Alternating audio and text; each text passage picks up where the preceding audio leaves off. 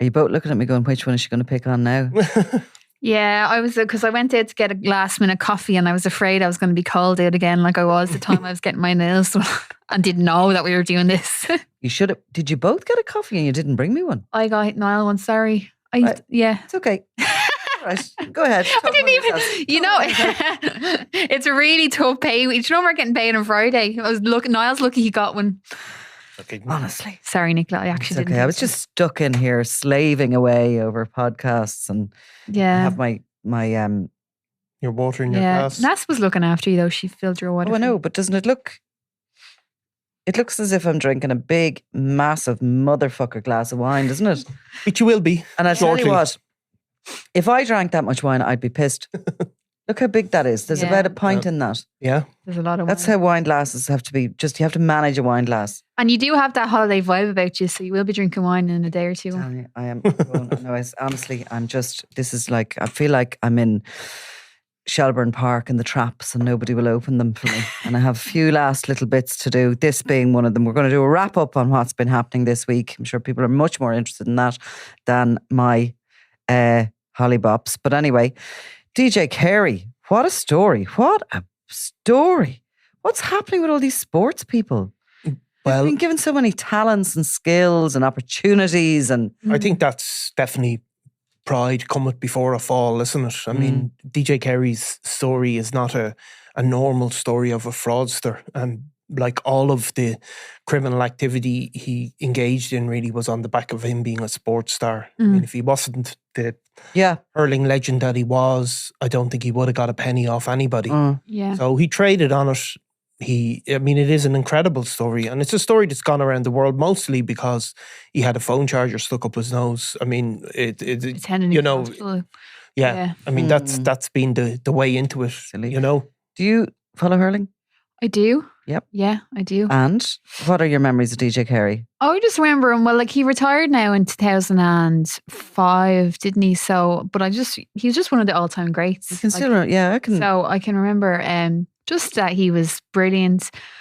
Could pick a point from anywhere. Totally legendary. Totally legendary. Like him and probably Henry Shefflin, both Kenny players would be considered the all-time best ever.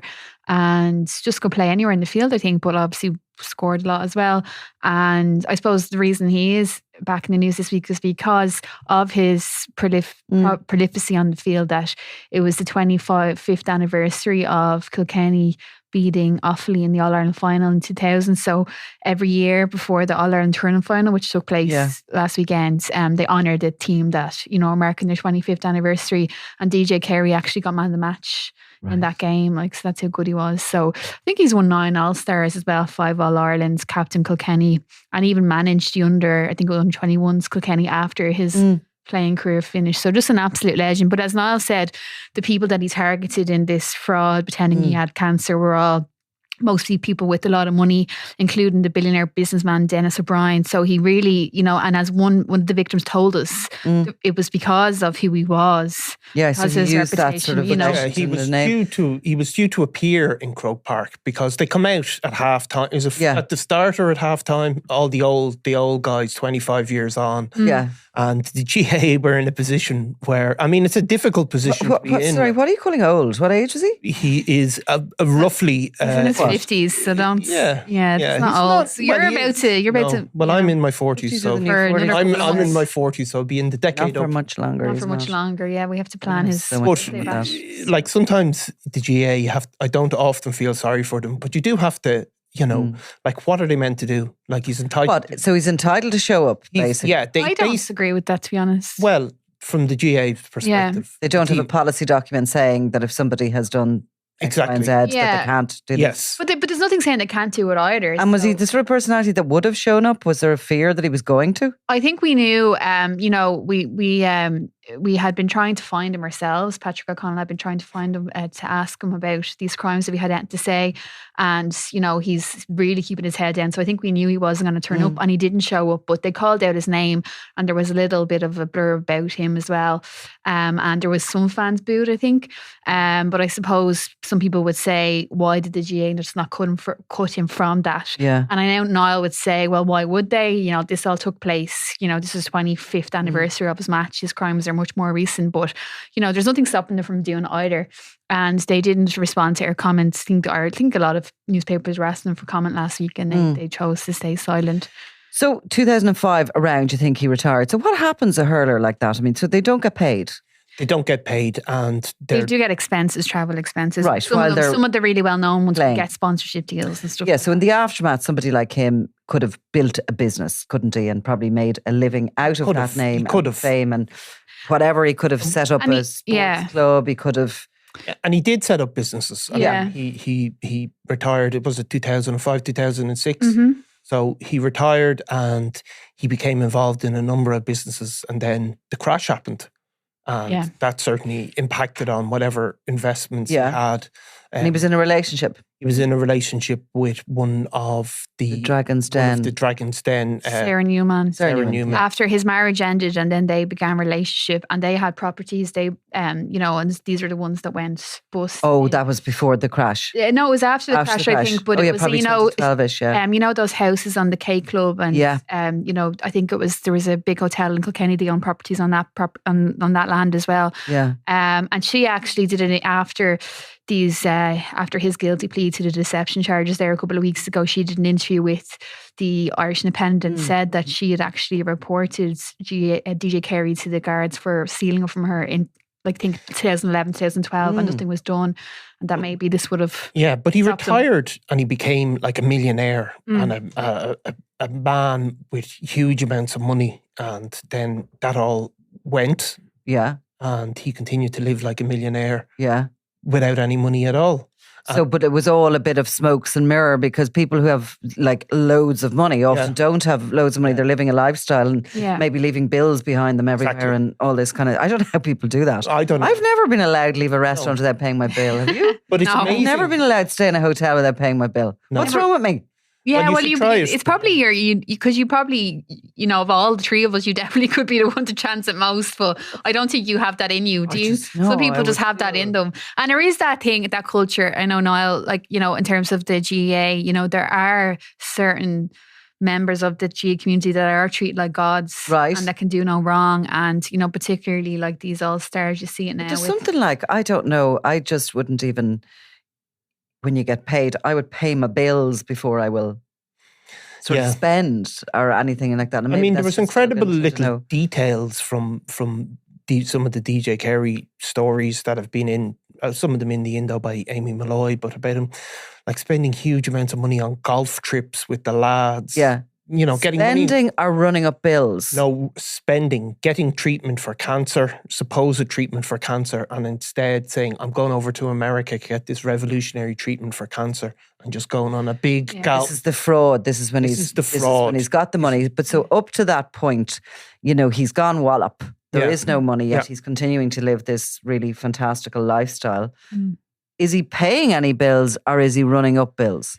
Well, I mean, ultimately he is paying his bills, but he's paying them through claiming to have cancer. So when does this start, this cancer scam? I don't know if they have a particular date, but it certainly went on for a good few years. So it could have gone on since he went wallop, you mean? I think it was 2020, 2021 were the kind of dates given in courts. And of course, they are the sample. Yeah, exactly. There was a lot more charges. Okay. He pleaded guilty to, there was 13 victims called down in court. Some of them were well-known business people.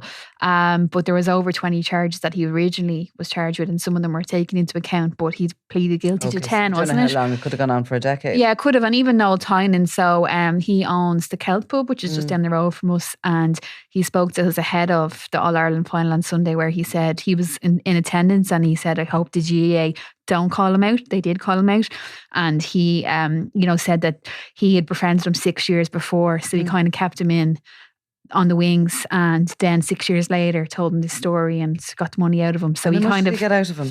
I think it was did he give a figure? It was thousands. I think what we've heard is that there was figures, I'm not sure particularly for Noel Tynan, but there was figures bandied around of, you know, between 10 and 20,000, you know, but there was a lot of people. And there's probably a lot of people that never came forward because they're embarrassed.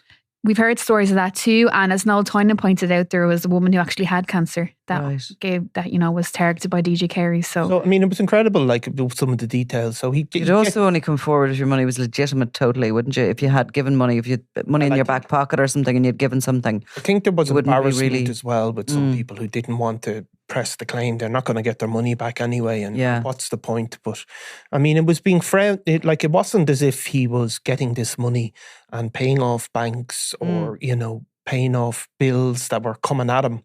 I mean, he was going on holidays, and there was just an incredible detail about him getting the money to go to the US and then just jetting around and playing golf and it's like something from Catch Me If You Can or something, isn't it? It is, and that personality is really peculiar. I find it really interesting. I love all those sort of Tinder swindler types sort of documentaries and all.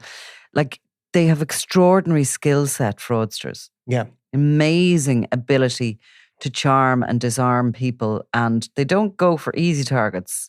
Many of the time, they go for people who should be difficult, like Dennis O'Brien. Yeah. I mean, a hard-nosed businessman. Nobody would describe him any differently. And was he sort of sidling up to people and sort of saying, "I've cancer"? He wasn't putting this out there on social medias or anything.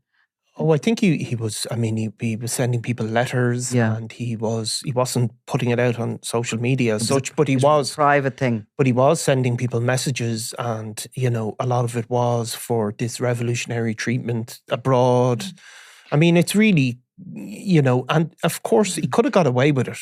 Some of the fraudsters, like of course the podcast you did on The Gambler, where you think they're never really going to get away with it, it's going to catch up with them. But DJ Carey could have got away with it because he was, there's rarely. But what they do is they sort of carpet bomb. Yeah. You know what I mean? They don't go for one massive fraud. No. They usually go for loads and loads and loads of smaller ones. Yeah. So like sometimes in cases that the Gardaí, for example, the police won't be that bothered investigating it because the figure is too small. It's unless the connections are made between the different people. It's a lot of work to put together a case on that. And also people are kind of, because they haven't lost too much. Yeah. If they haven't lost their entire life savings, it's just, you could probably walk away from 10 or 20 grand for the sake of 3 years before the courts having to deal with all the... Yeah, and he did target people with a lot of wealth. But he did have, he befriended them a lot longer than before he targeted them. And we were told by one woman who was targeted by him that he had these templates, that he had 3 different templates. So one would be for like business people, one would be for charities, in order to try, and that was what she was told, part of the investigation, that he, he sent these out in a bid to raise money for his fake cancer. And that businessmen told us that, it was, I think he'd befriended them 6 years before he actually asked them for money. So this did seem to be something that was... people. Yeah. And what about Sarah Newman? Was there someone after her? Was there a partner? I don't know if there was a partner, but certainly she didn't speak about this, obviously, when the court proceedings were gone. But once he had pled guilty, I mean, she gave a very kind of harrowing interview about the impact it had on her, and how she had been duped along with it and lost money personally, but also because there's a double whammy there for her. He didn't only just go after her finances, as she says, but it was a kind of a romantic fraud as well, which must be really devastating for people. Yeah, and I always think that must be horrible. Of course, but you wonder, is it driven by an entitlement and a certain lifestyle? And like sports people, he's, people that have been at the very pinnacle of sport. I mean, DJ Carey is one of the top 5 of all time, but it happens to footballers as well. They are used to this kind of real huge acclaim and everything going right for them. And then when they retire, they can really, really struggle to just be a normal person. And the idea, I suppose, of some of these sports guys that, well, you've lost your money in the crash, it's time to get a regular job and turn up 9 to 5. It just obviously wasn't in his... But there's more to it than that. There is. There's more to it than the money. It's the kind of, it's almost an addiction there, isn't it? Yeah, to get what you can. Fraud. And I would say you'd find, if you peel back the layers, you'll find sometimes a huge amount. When I did the podcast on The Gambler, you'd discover the amount of work that went in to,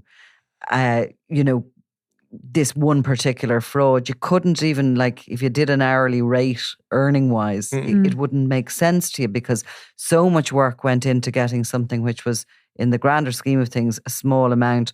And it was almost a thrill was in the fraud. And there's always with fraudsters, when you talk to them, and usually they do talk to you if you get them on the phone or doorstep them in our job, but they always think they can outsmart you. And I mean, that I think is part of the fraud. Sometimes they can, but I do think that's part of the mentality, to prove you're smarter than the people you're dealing with. No, it's a fascinating story, isn't it? Yeah, it really is. Is there more to it? Well, there's a sentencing hearing. And the sentencing hearing is in October. But no, it's just an extraordinary story. Stories to come out, though, I'm sure. Yeah, like I'm sure there's a lot more victims than was called out in court. And, you know, he definitely used his celebrity, and, you know, he had such a those sports stars, particularly in the GAA world, they have such a kind of a hold on their communities as well. They're held in such high esteem, and that people, like, obviously, you know, if you have a personality like that and they take advantage of it, and this is what happens, like, so. And what's he facing sentence wise? So he pleaded guilty to deception charges. So, you know, I'd be very surprised if there wasn't some kind of custodial sentence there. For example, one of the most high-profile cases of deception would be the Carlow Post Office, for example. Those guys were, you know, obviously on a total other scale than what we're talking about. But that was a charge of deception. Just remind anybody who's forgotten about them, rather than just call it the Carlow Post Office. we have listeners and viewers now. Yeah, I mean, it was a case where, very... it's not funny, ultimately. It is. Well, it's not. I mean, the family. Not for the family. Everybody try not to laugh. But I mean, it's the family. It was nonetheless, it genuinely was bizarre. A guy had passed away. He was an older man, and his nephew and another man had brought him to the post office to collect his dole, despite dying. Propped up and dead. In dead. And of course, there was dispute about it, when exactly he died. Had he died a lot earlier, or had he just died on his way in the door? Because the guys had done an interview and said he died at the refrigeration unit. That's when he'd passed away. But they ultimately were done for deception, because that's a sort of particular charge where it's where you seek to by using false pretenses, you basically defraud somebody of money.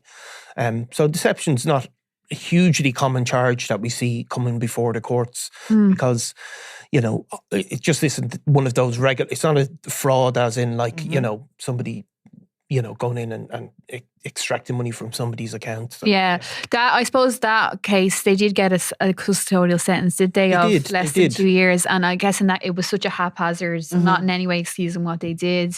It was very, you know, clearly they were in the middle of... Yes, it wasn't a sort of a protracted drinking, scam that went on over... They weren't criminal years. No. And criminal masterminds. Whereas there appears to be a lot more planning in this, and you can get up to 5 years in jail for deception offences in Ireland. You can also get a fine, so who knows? It was obviously his first serious offence, but... When did you tell me the sentencing is? At the end of October. Okay. That's the second one I have to put in my diary for October, It'll be certainly, that's going to be very well attended, very well attended, And he's gone to ground as such. He's out on bail and... Yeah, he's out on bail. He has certain bail... Where does he live? Bail conditions. Well, we believe that he's living around the Midlands area, and we did try and track him down there last week. And we did. Patrick actually did track him down, but we didn't get a chance to talk to him. Okay. You know, so we'll see. And before we move on to the next, we won't call the next chap a fraudster, but he certainly was somebody who was hard to believe at times as well. But before we move on, what was the thing you mentioned at the beginning with the mobile phone charger up his nose? Did you not see the picture, no? I saw the picture, but I didn't realise it was a mobile phone charger. So this is a picture he sent out to extract money from people, basically. And it looks, on a first glance, it looks like him in a hospital bed with an oxygen sort of tube going up his nose. But as people, once he was charged, people point out, look, it's an iPhone charger. And he stuck it up there with a bit of plaster over the nose to hold it in place. And like at first glance, actually, you look at it and you think, oh, it looks normal. Yeah, because I only glanced. I just thought it was. Yeah, but look. Sure, look further. Okay. So it's gone around. That's gone around the world. Yeah. The sportsman, the mobile phone charger man. They're calling him and everything on the mail. And it's got. Even saw it in one of the Spanish papers. Yeah. Sports star who stuck mobile phone charger up his nose. So, and as people might have seen the thing on it's a picture of him walking into court. DJ Carey charged and DJ Carey charger. Charged, of course. Yeah, that's clever. Actually, didn't see that. Sounds very clever. Yeah. Now, as I said, the next gentleman we're going to move on to is Jonathan Dowdall. Yeah. Remember him, folks? He was the guy who gave the evidence at the Regency trial against Jerry Hutch. He turned sort of state witness, having been charged himself with the murder of David Byrne at the Regency Hotel. He pleaded guilty to far lesser charges, got 4 years in prison, and was signed up along with his whole family to the state's witness protection program. So that means that he is protected until he gives evidence in court, and then he's signed off the program. Normal people aren't in jail when they're on the program. I'm sure it was fairly easy to protect him within the jail, but having given his evidence, this is what people believe, that they're protected for life. They're not. They're just helped set up a new life. So this stage, Dowdall is ready to be released from prison. He is getting ready for his life overseas. It would be illegal for us to identify where he's going to. And nor would we do it, because undoubtedly, whatever else we say about Jonathan Dowdall, I'm sure somebody out there would want to have a go with him.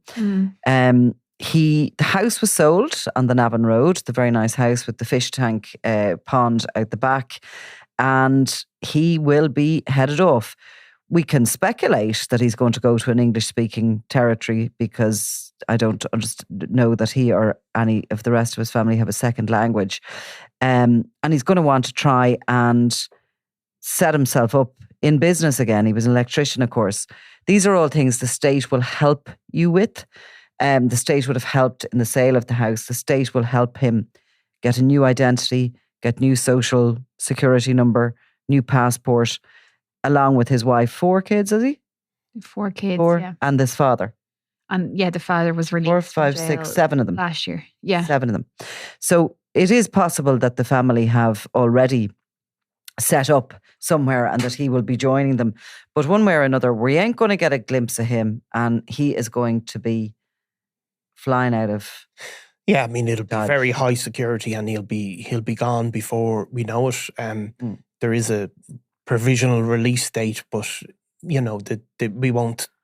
The prison service will work with the Gardaí to make sure that it won't be a case where he walks out the prison door to be collected and flown to the airport.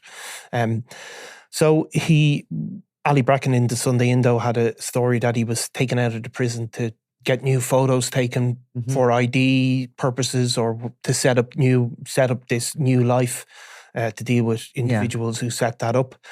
He's not going to look any different. No, but he does look quite different than the photos of him that exist. Of course, we saw him in court, and he was a diminished force, was he? Smaller, but he's very distinctive looking, I would have thought. I mean, there's not much you can do with yourself. No, there's not. Despite all these stories about people, even if you dye your hair, you still look. I mean, he managed these baseball caps and everything. I've tried everything.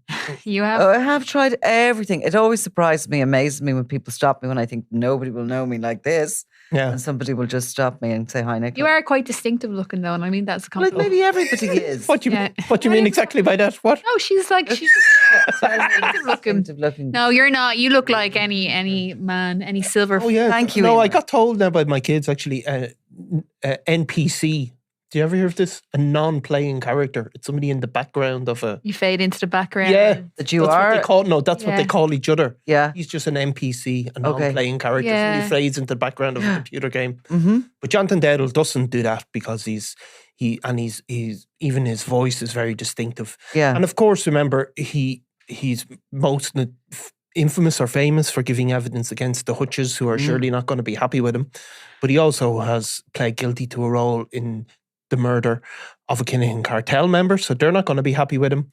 And he also... He landed all the dissidents in it as well. Exactly. He landed in I mean, all... it was actually quite extraordinary. You were listening to this evidence just going, oh my God, somebody put a crash helmet on me here. It's like a drowning man trying to bring everybody else down. And where is this guy ever going to be safe again? So there's the dissidents. And then he also probably annoyed a lot of the people of the North Inner City. It's not as if he's set up as a kind of a hero, and maybe even pissed off the Gardaí. Yeah, who weren't impressed with his evidence. So he really and any of us who had to listen to it as well. Like, I mean, not that I would do him any violence, but like it was hard going. Anyway, Jonathan Dowdall is set for his new life, and it'll be interesting to see if we get the freedom of information on the spend on the witness protection for, and really it would be over a number of years. And if I was working on the budgeting, I would spread this out over a couple of years. Yeah, it's usually around $1 million, isn't it? But I think in 2023 they got a supplement for another $1 million, or they requested that. They? Yeah. Wonder why? I don't know if it's linked to that, but that is usually Look, the budget. It's undoubtedly going to have been a huge cost to the state and a massive failing that nobody's really been called out on, because Jonathan Dowdall had no evidence to corroborate what he was. That's the word he can't say. Corroborate, or he likes corroborate. To say corroborate. Corroborate is the word. Yeah. There was no evidence to corroborate that, what he had to say. It was just his word. And all the way back, the first time state witnesses were used during the Gilligan trials, it was pointed out by the appeals court that you need corroborating evidence if a witness is going to give a state witness. Yeah. Of course, there have been a number of, cases where those sort of protected witnesses have not been successful. So there is a precedent there that the state could have worked on. For example, the Alan Wilson case, which we spoke about previously. So it's not as if it should come as a shock what sort of pressure they're going to come under and how they could. They seem to work when there is something else to back up what they're saying. You know what I mean? Or when it's someone that doesn't really have anything to lose, because obviously Jonathan Dowdall was implicated in that. And of course, and I mean, no matter the fact, so the witness protection program do not pay people. If you're on the dole going into it, you remain on the dole. If you had a business going into it, like Jonathan Dowdall would have had, you probably lose that business, but it's kind of your own doing.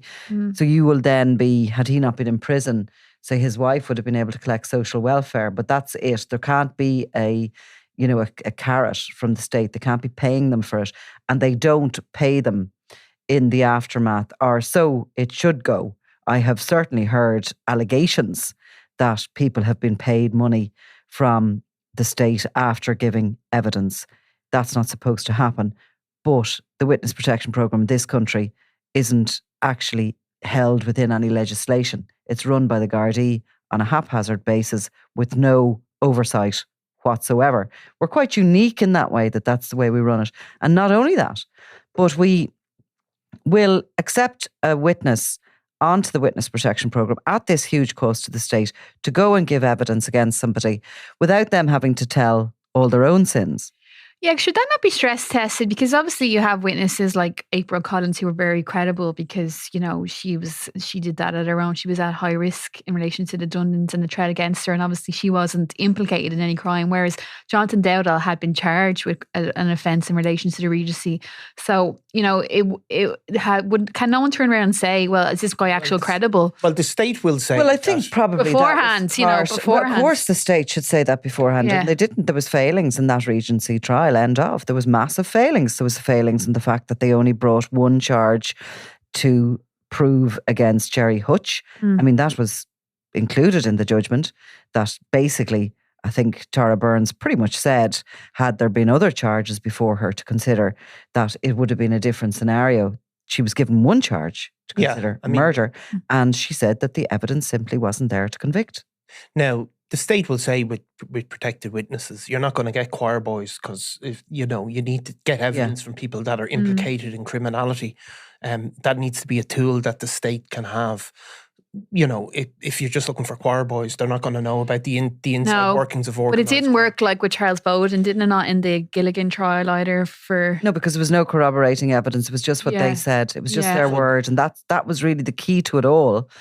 And going forward, that should be the key. So, say for example, my pal Joey O'Callaghan, who gave evidence against Brian Kenny and Thomas Hinchin, he gave evidence, but he also led Gardaí to the weapons that he was asked to hide, and to the burnt out motorbike and the leathers that were used in the murder.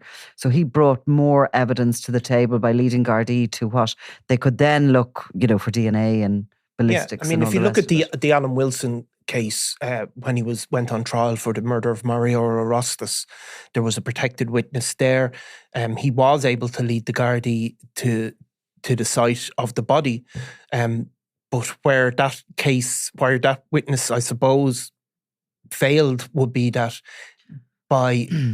it was certainly said by the defence that he minimised his own role in the whole proceedings. And that again, we sat through the Jonathan Dowdall. That was a jury trial, so it's difficult to know exactly what swung that, but I was present for that, and he was a very bad witness. Yeah, because he was chaotic. Because if in America, as we said before, if somebody is to go into that protected witnesses, they have to basically sit down, list off every criminal act. To do it in the north of Ireland. Exactly. They have to do it in the UK. They have to do it 2 hours up the road. Yeah. But we don't have to do it here. No.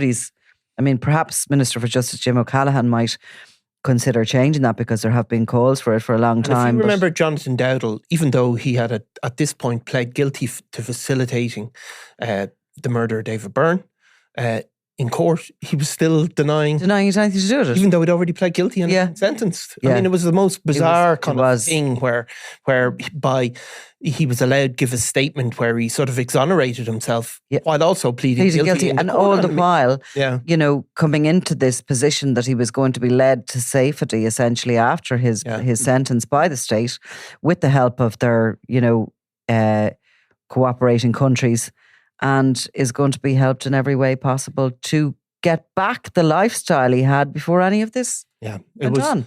Complete with a waterboarding station in the new garage, no doubt. I was going to say, while he was given this evidence, he was in prison for a separate crime where he tortured and waterboarded a man. Crazy. Yeah. The whole thing was crazy. So anyway, that's bye-bye to Jonathan, I don't think. And as I said, it is actually illegal before anybody comes on.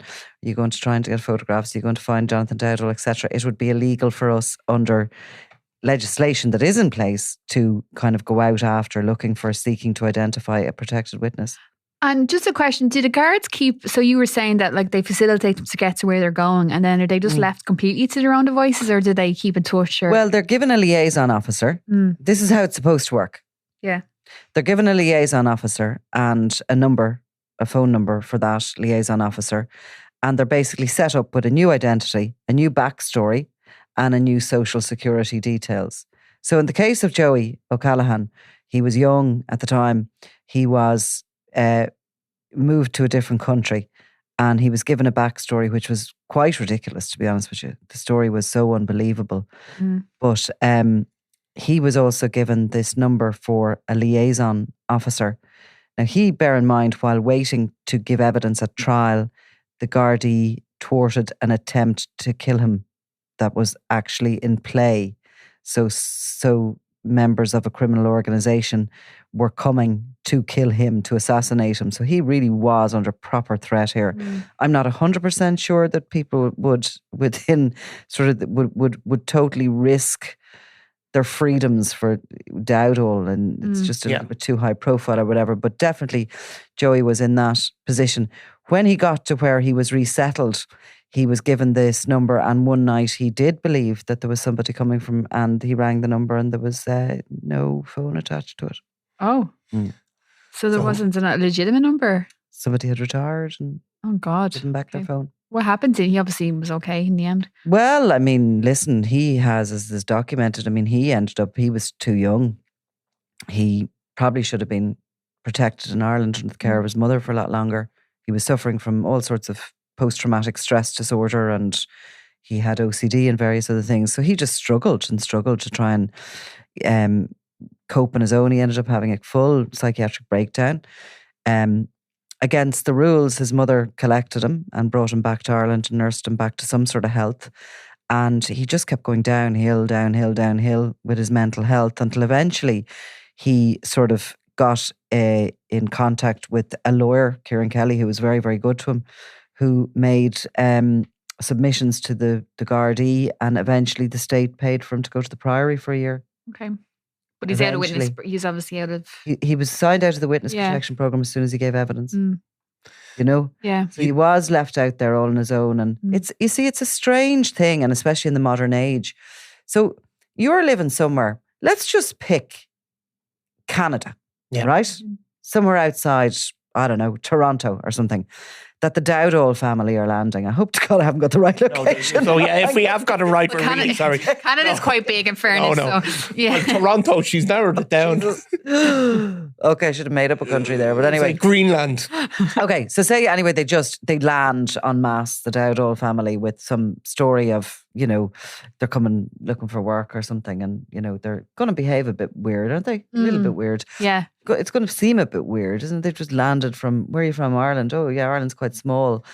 You go on social media and of course they've been wiped. Their existence has been wiped off it because you can't have anything that links them to their old name. Much, much trickier in the modern world. And then you've got kids who are a certain age and young adults and wanting to stay in touch with their friends and family back home. And I don't know.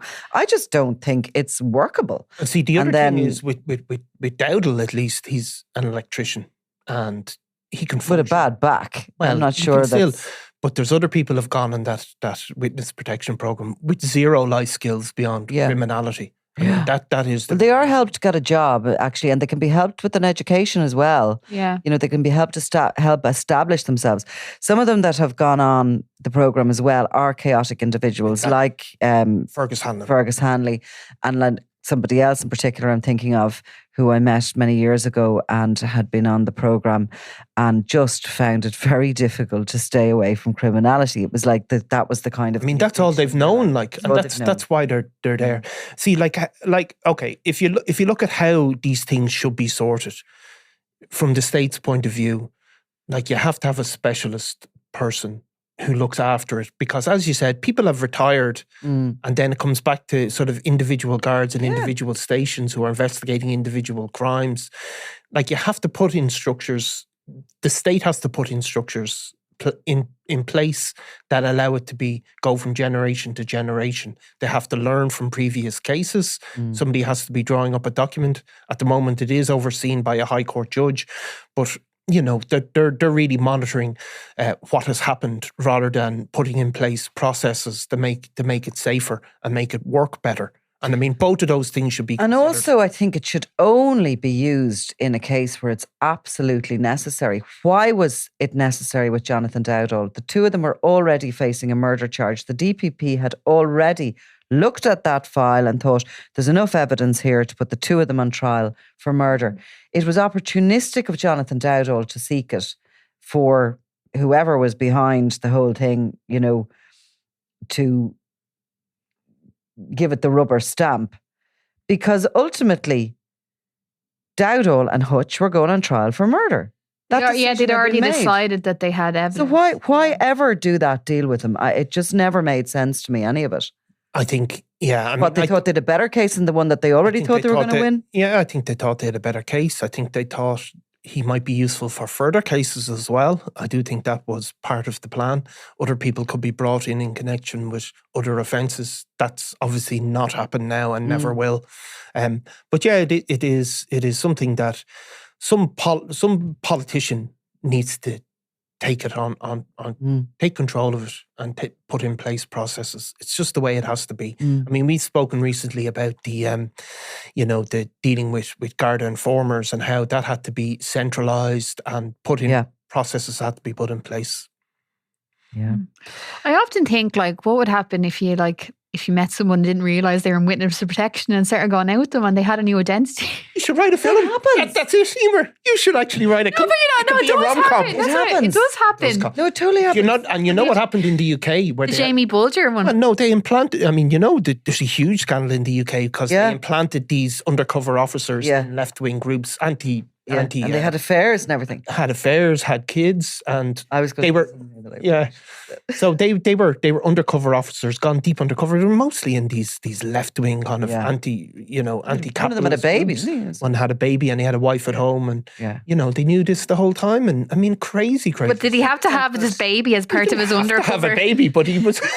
That is a great excuse for cheating. Sorry, love. It was just because I was doing it for my job. The state knew. Like, he was telling them, I'm going out with the head of this left wing. Yeah. I mean, it's a huge scandal in the UK. I'm not sure I'd get that off now. Yeah. No, you absolutely could end up going out with somebody in the witness protection. What a head screw. I know. Who knows? You should write a rom-com. But you see, that's the point. No, I'm just saying, I know what happens, but I just see feel like with the not red flags there, though, if you met a guy and all of a sudden you're going, well, where are you from originally, and why have we? And then there was nothing, no digital footprint there whatsoever. I always say, or if you just hand over his face on Tinder, big red flag has to be when somebody isn't on the internet.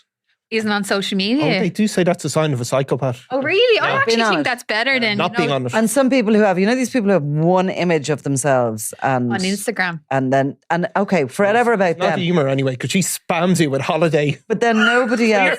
I do not. You spam me with weird pictures of like you. Sorry, Eimear. Sorry, now. That way. Is this being legal? I'm just going to leave the room. Is this being legal? That way. No. You know what I mean? That like. No, I don't know what you mean. He put photos of his sty in his eye a few weeks ago. You did not. He did. You should be monitoring. This is for everybody on Instagram. You should have been liking that and saying, "I hope you're okay." No. Don't agree with any of that stuff now.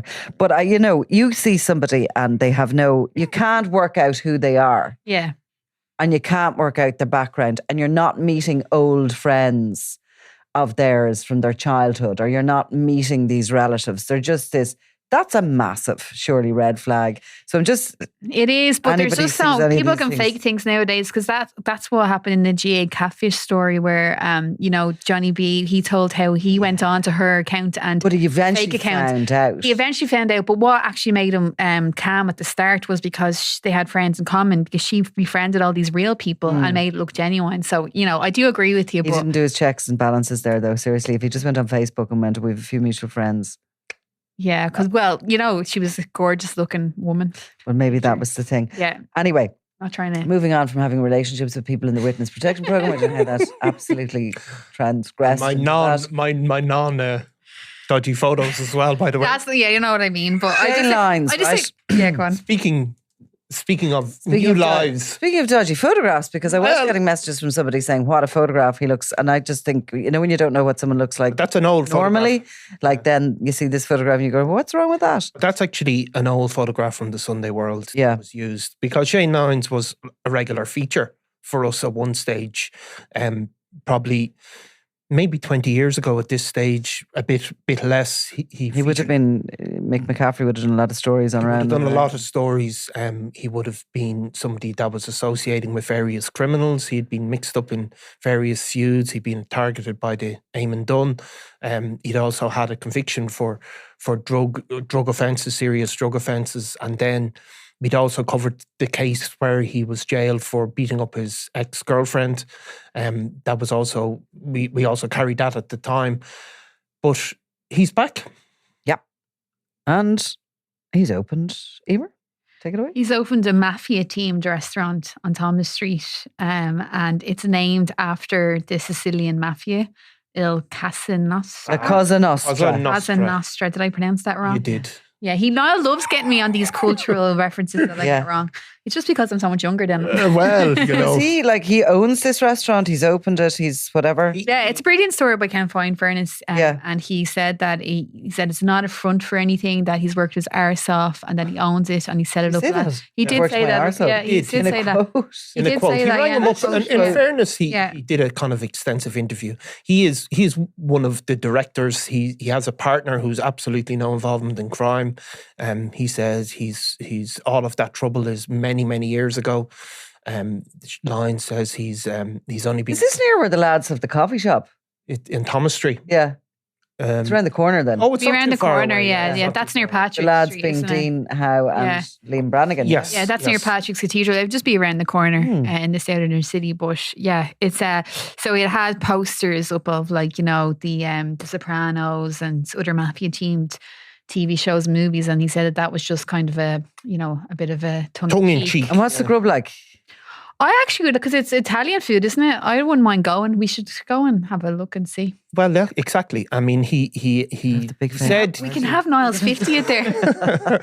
Well, he did offer, I think, to say come in and have a look at it. Oh, did he? Like he wasn't. In fairness, he did a very much a full-on interview. He didn't hide from his past. He says it's absolutely not a front. He even spoke about, he said he'd been stopped every now and again. He just said for traffic and things like that, but he hasn't been in any trouble. And he spoke, I mean, he was asked, Ken Foy asked him about his past.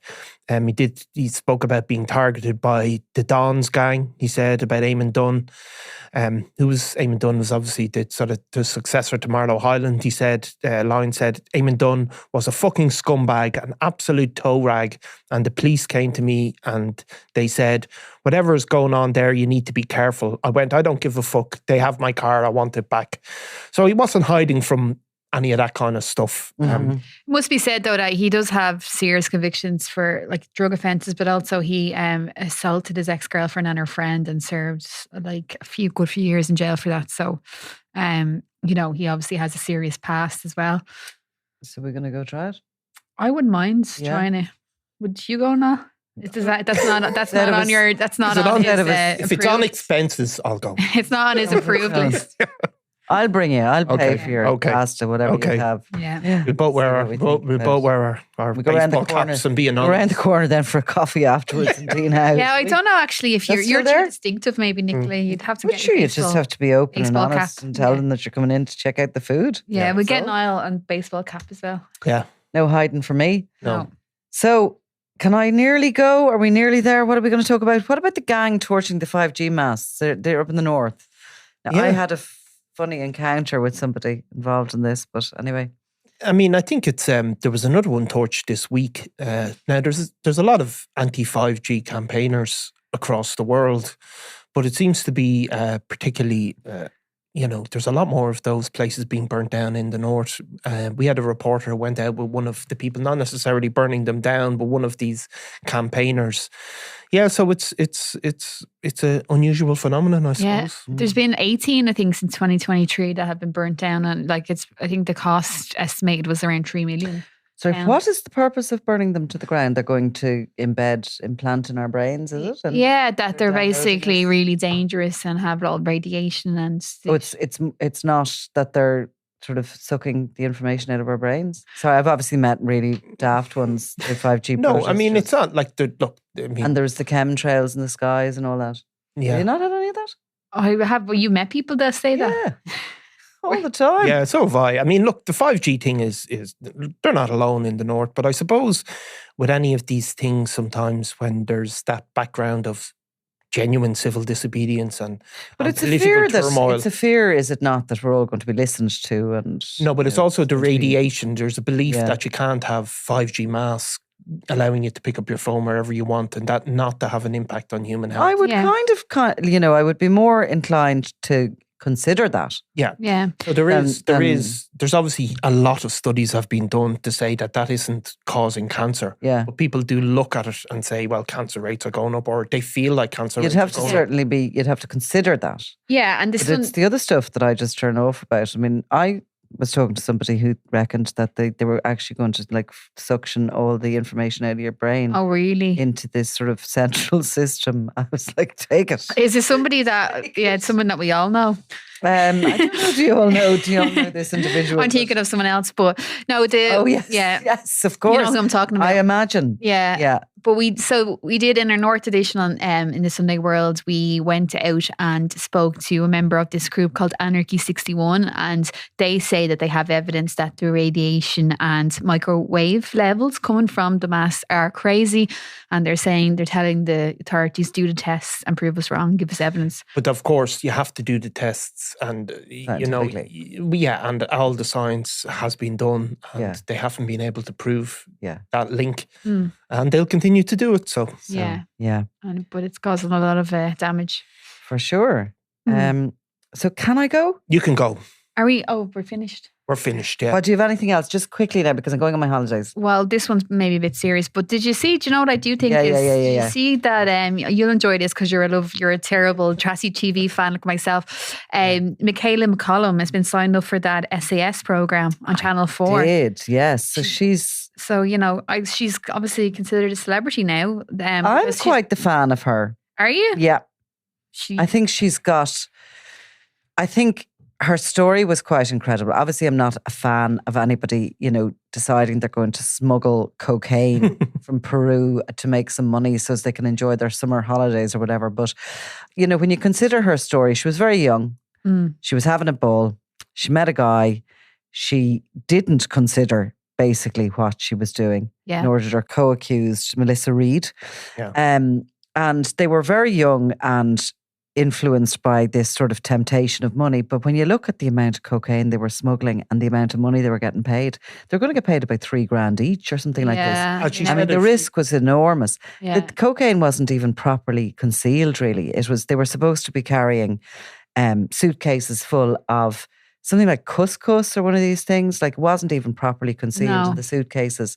They went into prison in Peru, where we know more about Michaela because she's spoken about it more than Natasha did, but it was savage conditions in Peru in the prison. And she kind of started to get on with the other prisoners, and she helped them they were illiterate as well, and she helped them with their reading. She helped them kind of make applications. She became the kind of the queen of her wing, or the elected representative for the others from her wing. And she sort of used her education, her literacy skills and all the rest of it to try and help some of the others who you can imagine women in those countries that are finding themselves in prison are impoverished. And she came home and she decided she was going to try and make a few bob out of her story. I say, why not? And then what really made me like her was the fact that bully Piers Morgan treated her the way he did. I just thought he's a big bully of a man sometimes when he has somebody on his show to be interviewed, and he just treated her like she was thick. It really annoyed me. She did set up photos of herself though, didn't she? Not long after she was out in Spain, and then she did. Yeah. She courted the media a bit, and she sort of made a bit of money. And she's written several books, and she's made a bit of money on it and all the rest of it. But I mean, I just think that how would any of us cope in that prison in Peru? Well, I think the thing about it is it was a hugely high profile case. It's kind of like the case of the CEO at the Coldplay concert. Yeah. It was just one of those moments that went viral. She's in a position where she comes out of prison really, really famous and notorious, and maybe her options are limited in terms of what she can do. People have a past, people make mistakes, they have to be allowed. We believe it in this country that people are allowed given a second chance. It's funny, all the people we've spoken about tonight with first and second chances. So look, it's fair enough. But I mean, it is a funny thing, I suppose, as well, because her fame really solely comes from it's just funny who she's going on it with. Rebecca Lewis, the one that infamously had the affair with David Beckham, and then allegedly, and then a member of S Club 7. And different. And a cocaine. But I mean, it's going to be one of those sort of endurance things, and we'll get to see maybe a little bit of what helped her survive that Peru prison for all those years. There's interesting stories there, I suppose. Yeah, I mean, I suppose somebody like that, they come out of prison, like, what do you want them to do? Like, retire to anonymity? And of course, the other girl. The other woman now did, and that's her choice. But but it's a funny thing of the line between fame and notoriety has never been been narrow. No, she's entitled to live her life and to go about, and she's had children, I think, and all that. It's just more that this is a show it's a celebrity version of this program. Let's hope they never get Jonathan Dowdall on. Yeah. Right. Nicola might be asked on before he is. You never know. I'm going. Yeah, enjoy your holidays. Thank you. And Niall, you're going away too. Yeah. And we might have a few podcasts that we have already recorded, which will be up next week. But we're also have a load of content for you. So, which we have been collecting for the past 6 months. We have some really good content. If you're sitting on a beach, if you're at home, if you're whatever you're doing your cleaning, doing your ironing, whatever, or just commuting in and out of work, we have plenty of content for you coming up for the next 2 or 3 weeks. So don't tune out.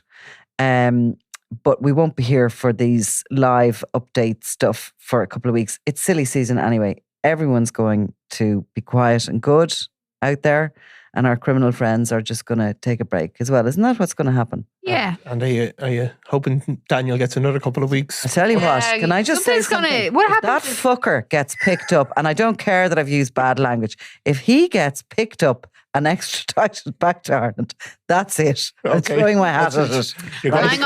I'm going to be left I'm here. going to become a showbiz reporter if that happens. Yeah. Yeah. You are?